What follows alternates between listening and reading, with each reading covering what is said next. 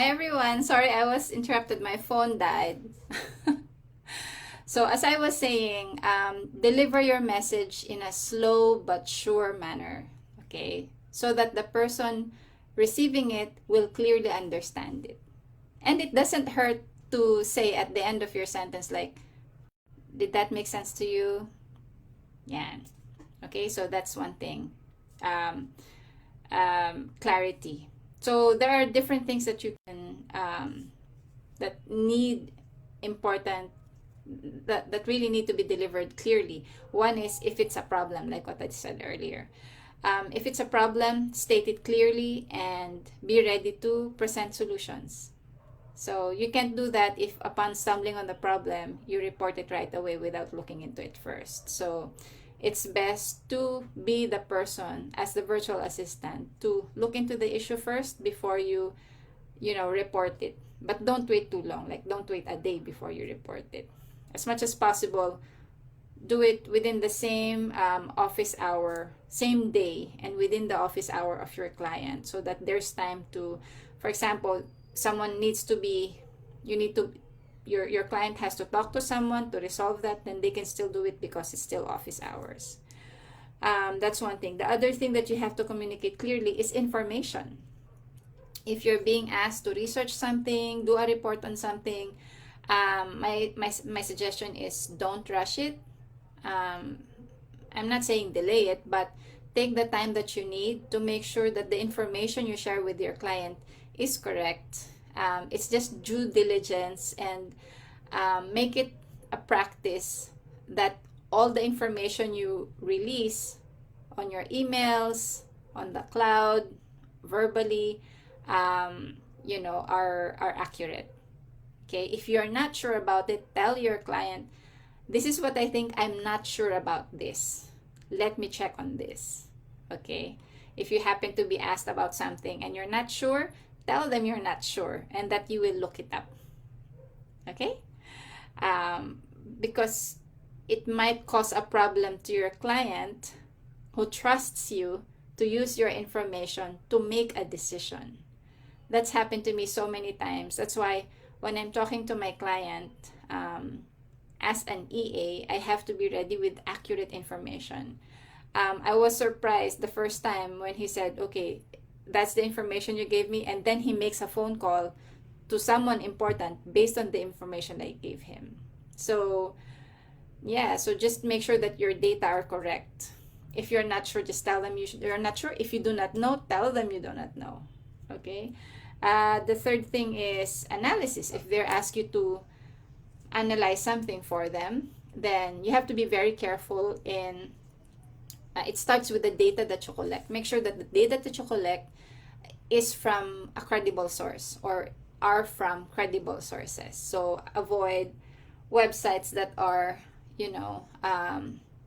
are not the authority in the topic that you're researching.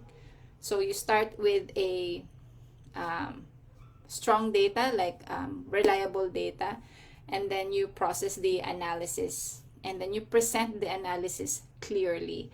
And the way that you do that is you pretend to be the one receiving the information and see for yourself, is this really easy to digest? Am I really understanding what the point of this report or this analysis is? Whether it's written in an email or a document, or a simple analysis given verbally. So those are the tips that I can give you in terms of communicating in a timely and clear manner. So another topic that comes up when it comes to communication is, what if I'm not good with English? If your client hires you after you've been through an interview, after they've seen your resume, your cover letter, and during phone calls, if they hire you, it is because your skills, English skills, are sufficient. But it's always an option for you. If that is an insecurity for you, then you have to take some time to improve your skills in communication. if, for example, you have problems with grammar, you're not confident with pronouncing some sounds, or you simply just can't grasp, for example, legal language, then you have to make time, to learn those things so that you become better and it's easier for you to do your work. It's easier for you to be understood. It's easier for you to explain yourself. Alrighty, so I hope that was a bit of helpful tip for you on how to become a reliable virtual assistant. Communication is very, very important, because that's the only way that you will receive and share information with your client. I hope that you all have a good Friday. Thank you for tuning in. If you've seen this on a replay, please type #replay. And for those who have been inviting their friends over, thank you so much for sharing this group. I appreciate it that you see the value of our content here to the others who are also now being promoted by Facebook to other people, even in Australia, so in the US. So it means that we're gaining traction, and we're definitely, I think people are getting value from our group. So if you have questions, I would really encourage you to ask your questions here.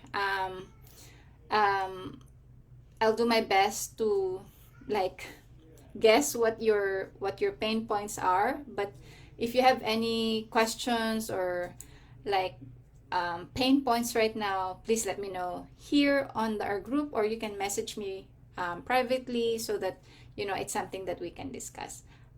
If you didn't catch it, I hope that you can watch the replay of our very first VA Talks with Tina. She was with the BPO industry for more than a decade. She was a trainer for 8 years. She was very insecure, but when she became a virtual assistant, she's in a better place in terms of her well-being. She appreciated things better.